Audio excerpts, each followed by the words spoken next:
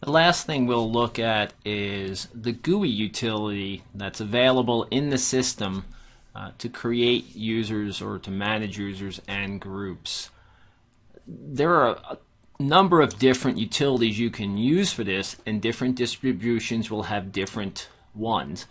But on the CentOS, the default one is the system config users utility. This one right here. I'll press enter and open it, and I haven't touched it since our last little discussion, and so we still see the basic information that we had in the last video.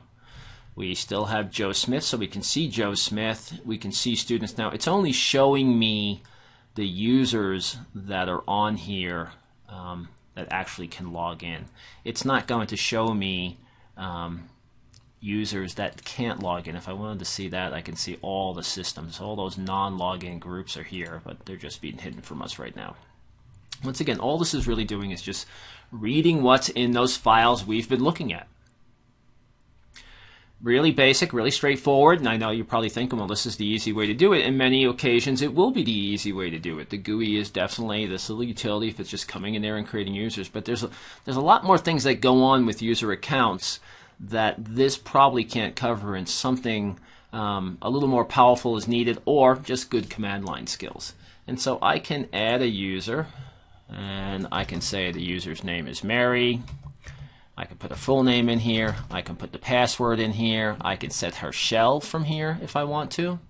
So I can set the shell if I want to in here. I can change her home directory. You know, the user ID, the group ID, all of that can be manipulated in here. Okay, and it's what it's saying here is the password's too short, so okay, we'll give it. Try it one more time. It says, do you want to use it anyway? And sure enough, and now here's Mary. And if I want to put Mary in a group, all I would have to do is I could go up to Mary's properties. More information is available here for me, so I can enable an expiration. I can lock her account.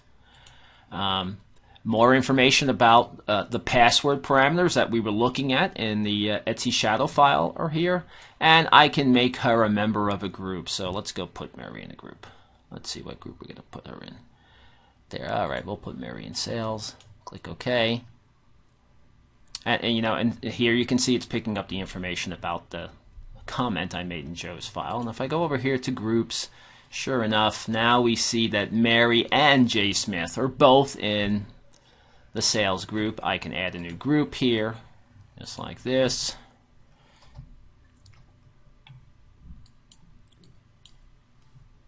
Alrighty, and then I can go in here and I can go to properties on the group also, and I can add users into the group from here.